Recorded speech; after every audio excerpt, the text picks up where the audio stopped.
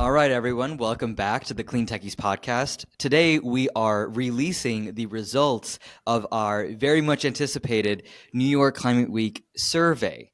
So we asked all of you what the highlights and lowlights were, and honestly, this is some proprietary information, but rather than keeping it to ourselves and using it to make our event the best one possible next year, which we will, we're going to share it all with you so that we can all have a more enjoyable experience.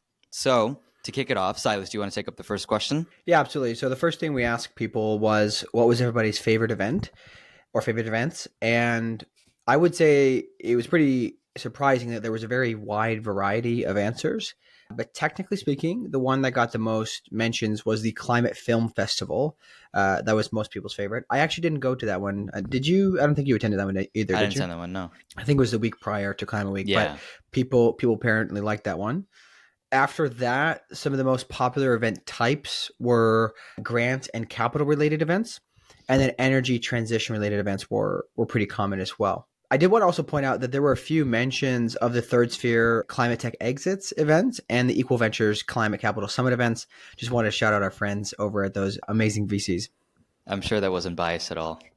Listen, I didn't fill out the survey, so this was not my information. I swear on my You hear users. it now. This is fair and free polling. All right. Exactly. Do you have any thoughts on those points? Yeah, Any comments?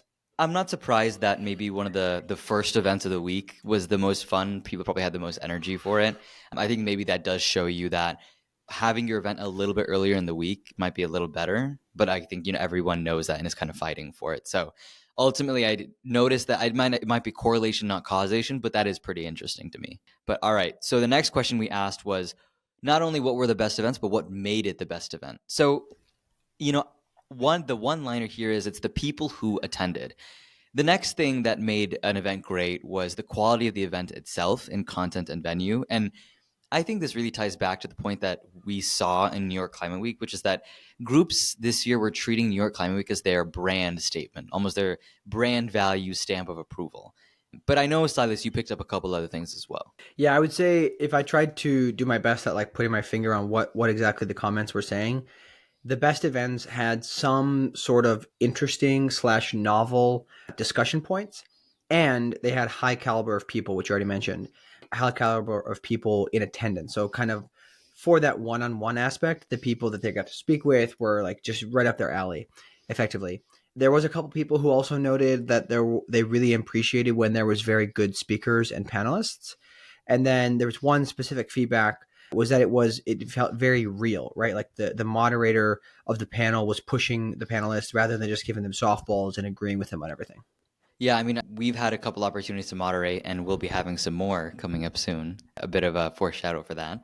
But I think the moderator has a huge responsibility to keep the discussion engaging for the audience, right? Like what I like to do before I even moderate is I look at the audience and try and get a sense of the percentages of the audience, right? Am I looking at mostly investors, mostly founders, mostly service providers? And I'm going to tailor the questions slightly to those audiences. So I'm guessing, people did that and felt that. And I just hope that people take moderating pretty seriously next year. It seems like it makes a big difference. Yeah, they're gonna have to pay JCal for some consulting and becoming the best world's best moderator. Maybe we have to start a school with JCal. Anyways, so then this one is a little bit touchy. So this was the least favorite event, and I want to put out a disclaimer. This is not our opinion. Okay, this is just the voice of the people. So in the name of making next year even better, we are sharing a few things. And there's one event in particular that did come up pretty frequently. So we will name it, but beyond that, we're not going to name the other events that were apparently not very good. But again, this is not with the intention to deter anyone from attending the event, only to help the organizers improve for next year. So with that very long disclaimer, the least favorite event by the majority of our respondees was the Climate Tech Cocktails event in Brooklyn at the Paramount. So sorry, Matt, I guess I will say that some of the reasoning, just so everybody's clear here as to why. The reasoning was mainly it was hard to understand the pitch event, what was going. Nobody could really hear what was going on. I don't even know if this is honestly an issue of the organizers because people just weren't respectful. I was there for it. I actually really liked the event this year. I thought it was substantially better than the one at Irving Plaza because it was just too loud last year. But this one I actually quite liked, but nobody was being quiet during the pitch event. And it was like, come on, guys, like these people, they paid to sponsor here. Like, I understand that you want to hang out with your friends, but at least give them the respect to just be quiet for like, it's literally like a 20-second pitch. So it's like 5 minutes, 10 minutes of pitching max, then you're done. So that was one piece of feedback. Some said it was really hard to find the right people in the room. And then a few others mentioned the fact that there was no food as well as no re-entry. So if you were hungry, you couldn't just leave and come back, right? Like get some food and come back. So those some negative pieces there. Any comments that you had?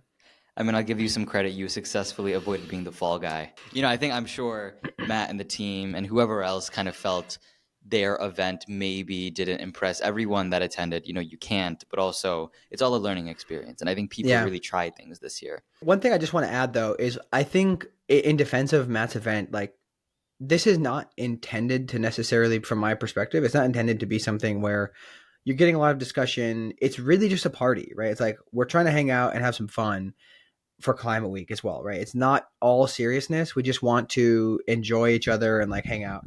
That's how I view it. That's why I didn't have any particular expectations. I ended up meeting a bunch of really great people and seeing people that I hadn't seen for a long time. So I really enjoyed it personally. People need to be aware of like, what's the purpose of the event you're attending, basically. Basically, Matt, you have a friend in Silas. So if anyone's getting down on you for your event, just go to him.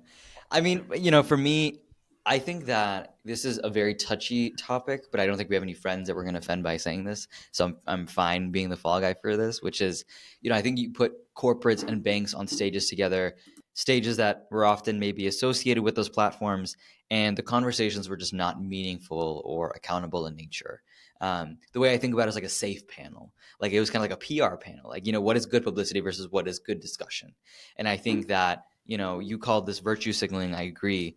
I think it's mainly just about talk, not really leading to action.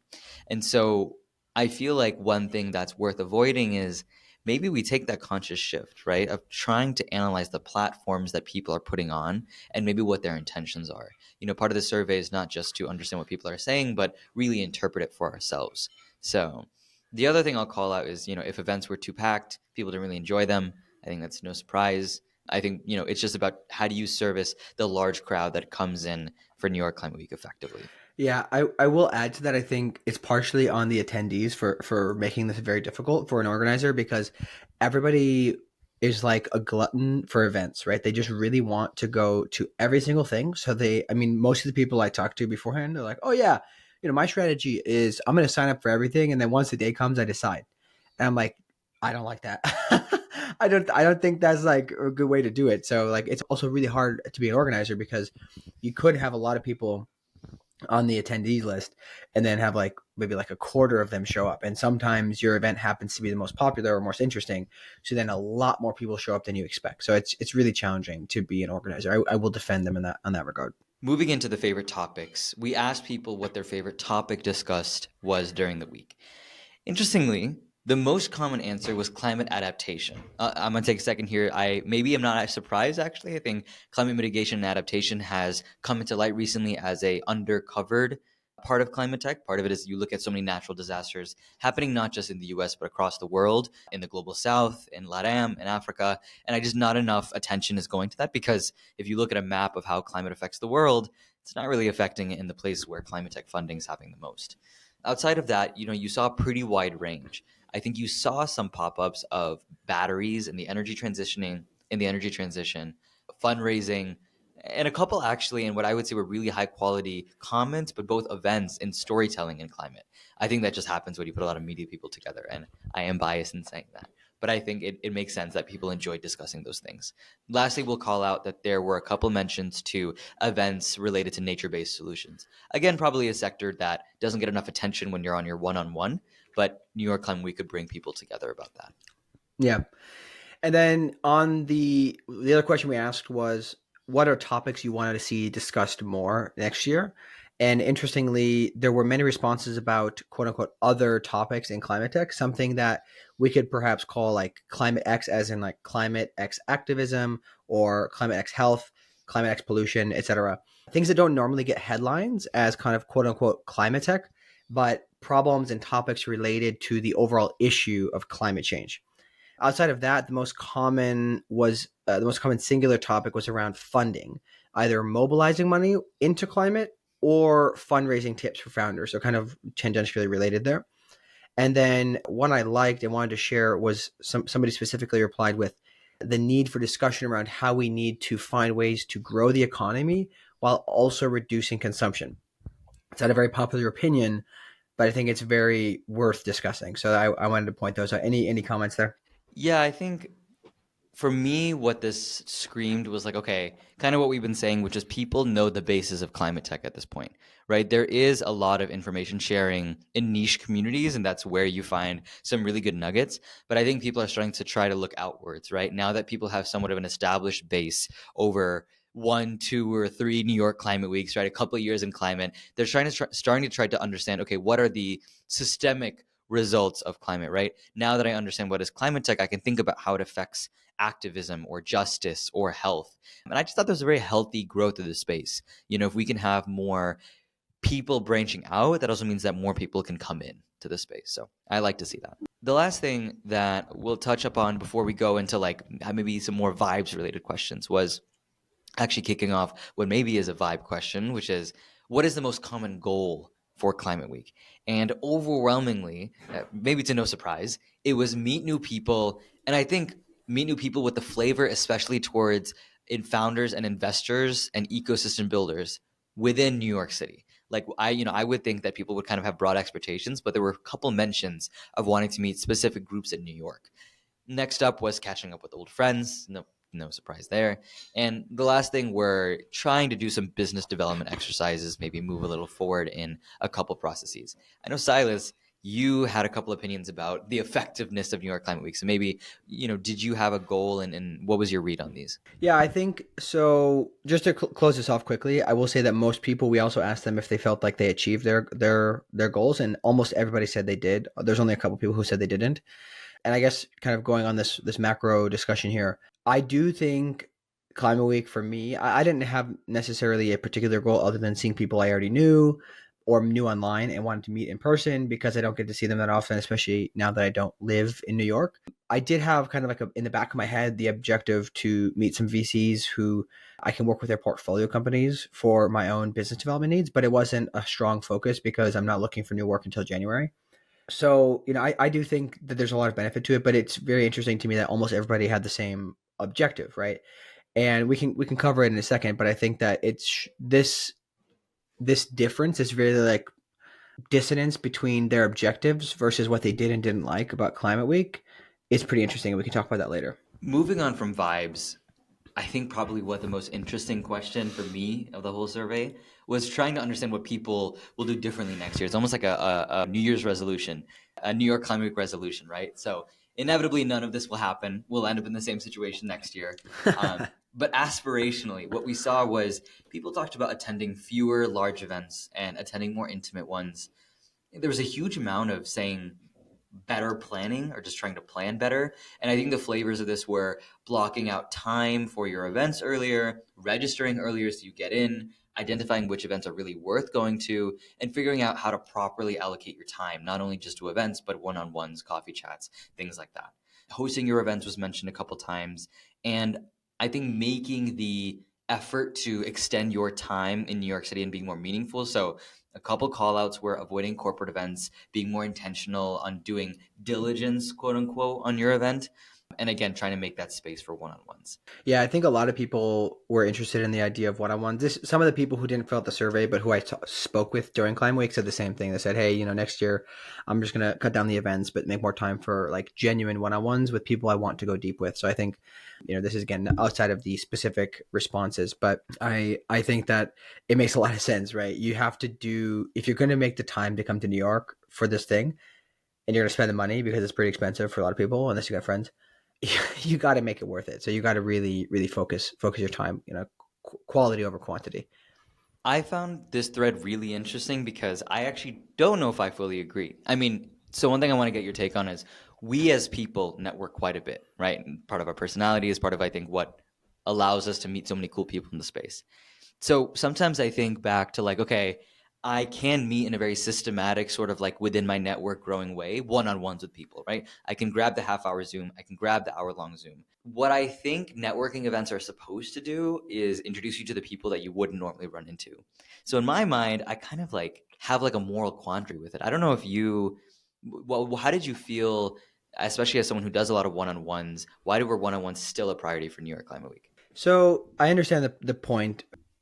I think that for me, because I tend to be, I mean, we're both pretty vocal on LinkedIn. I think that the algorithm tends to do the networking for us a lot of times where people who have similar interests will end up coming across what we do.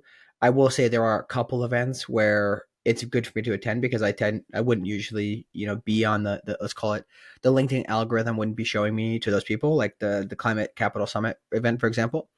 There's a lot of really high quality people there, which I like to bump into and to meet. But even in those cases, a lot of the times what I do is I do a bit of research on who's attending with the list, and then I make a note, hey, there's just some, like, these are the 5 people I think are most interesting for me to connect with, and I'm going to do that. I'm the kind of person who struggles with this to some extent because I I have this mentality around, even you never know who you're going to meet who could really be like instrumental in helping you achieve your goals or just anything. Like, there's always this possibility, right? I'm a sucker for, the optimistic kind of feeling of when you meet somebody new. You never know where it can go. But I also am conflicted because I know that you tend to succeed more if you stay very, very focused. And so it seems like sometimes the people I read about or hear about, the ones who are the most focused and the most successful are the ones who are also least likely to be attending these types of events. So, I go back and forth on it. I do enjoy meeting people who, maybe there's nothing they can do to help me, but I feel like I can help them with some job seeking advice or whatnot. So I don't really know how to answer your question, but I'm kind of mixed on it. I don't mind it. I get some enjoyment out of being able to share with people what I already know that helps them.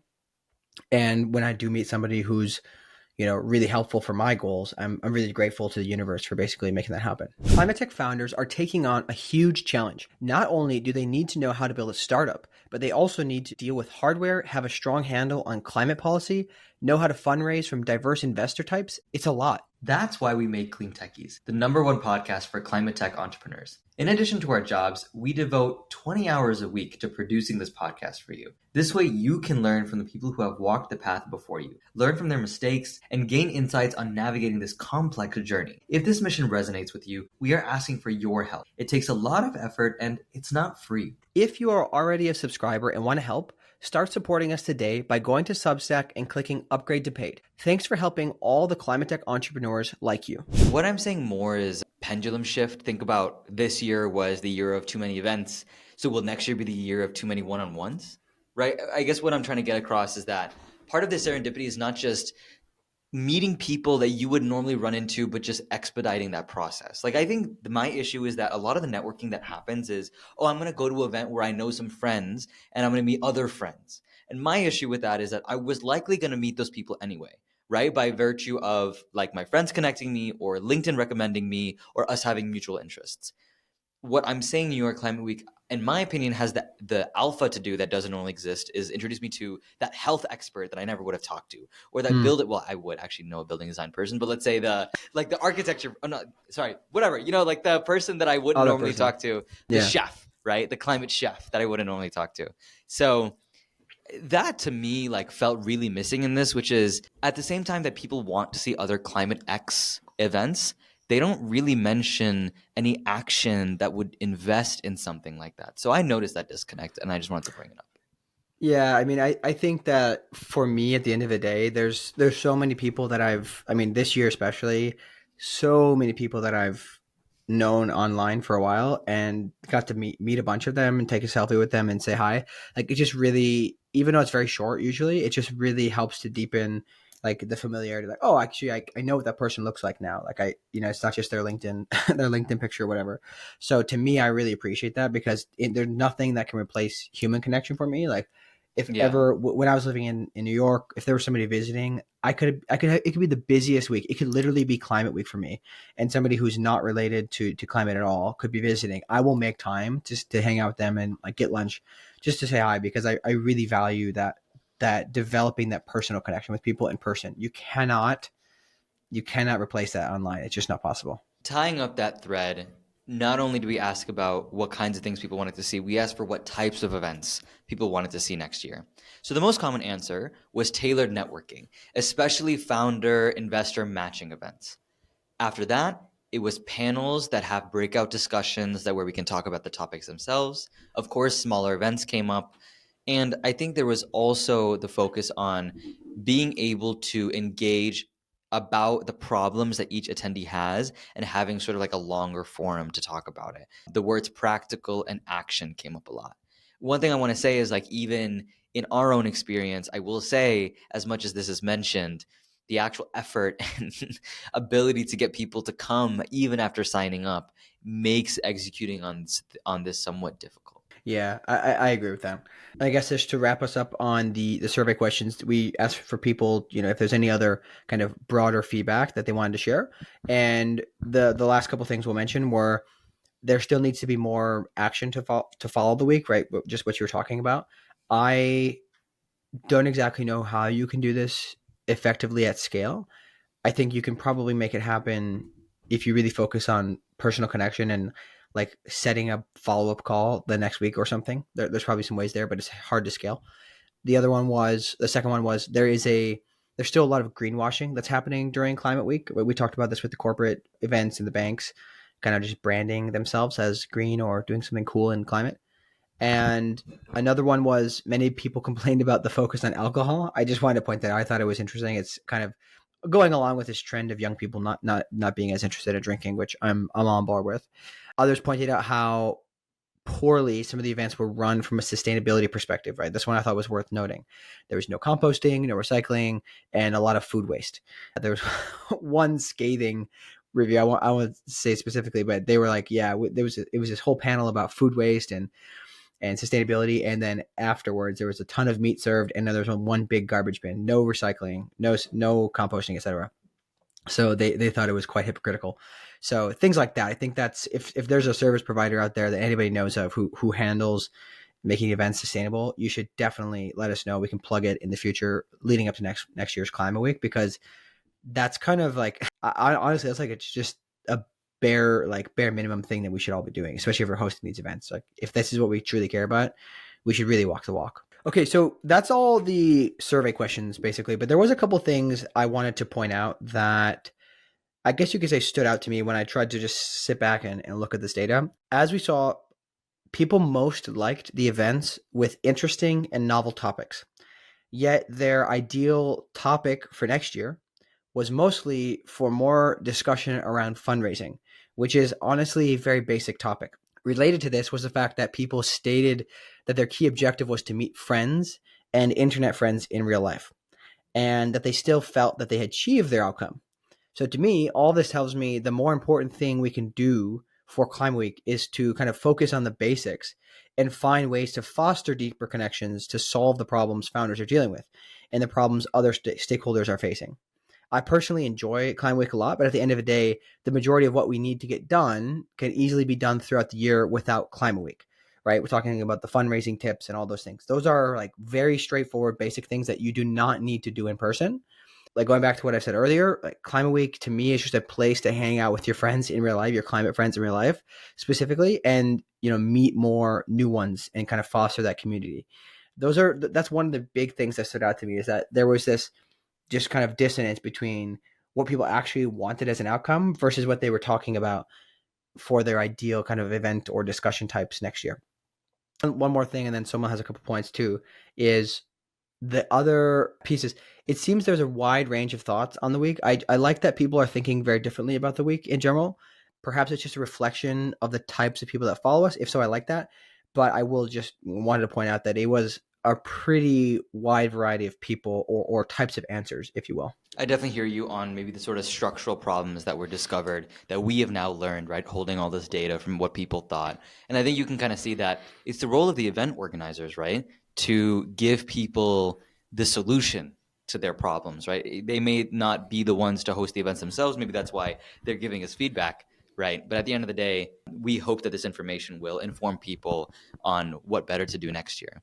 The couple things that I noticed, what I want everyone to walk away with at top of mind is that events that were well curated facilitated the best conversation, right? The many to many connections definitely happened. When you had people who could hold their weight, have good conversation, I think that really made the difference. But as we saw in the survey, too many events didn't do those things. And if anything, I would take away that, look, a winning model for New York Climate Week is basically hosting 1 million focus groups if we can somehow convince people not to throw big fancy parties. One thing that stood out to me is that we didn't really acknowledge the fact that, in my opinion, the expectations of New York Climate Week are too low. And I say this in the sense that you have the biggest deal makers in climate tech all in one city at one time. So just to think about what that means, like if you were to justify all the fossil fuel that's burning, I think we should be aiming bigger for ourselves, right, for the week. We have somewhat, especially in the survey, we resigned to, yeah, I'll meet people and I'll have fun and I'll see what happens. But like you said, the work that needs to be done likely isn't getting done during Climate Week. And if each one of us is determined to make that happen, then we need to have more meaningful conversation and make sort of the need that the market will then match. Like I said, hopefully exposing these secrets will help the event organizers tailor their events better next year. I think the next part of it, which is the large group aspect, there was an acceptance of large group chaos. And I think that creates a feedback loop, right? The more you accept that a large group is where I need to be, the more that it'll feed into the idea that we need to create events with large groups and go for numbers. So I want to break the third wall here. Even when I can act better than anyone else, when we were planning our New York Climate Week event, we were so tempted to host a big event for that reason, right? It's just what everyone else does. But I think our decision to go away from that was, it really revealed to us what happens when you put a smaller group of people together and the kind of experience that brings. Again, I won't act holier than thou. Part of the reason we didn't was also execution on our end. Silas didn't know I was mentioning that, but I think it's worth saying. But really, the smaller intimate experience is more worth it. I think especially as hosts, and we're definitely going to be coming at you with all of this feedback incorporated into our next New York Climate Week 2025 events. If we can make smaller groups of people interact more meaningfully and intentionally, I think that's what we should be aiming for.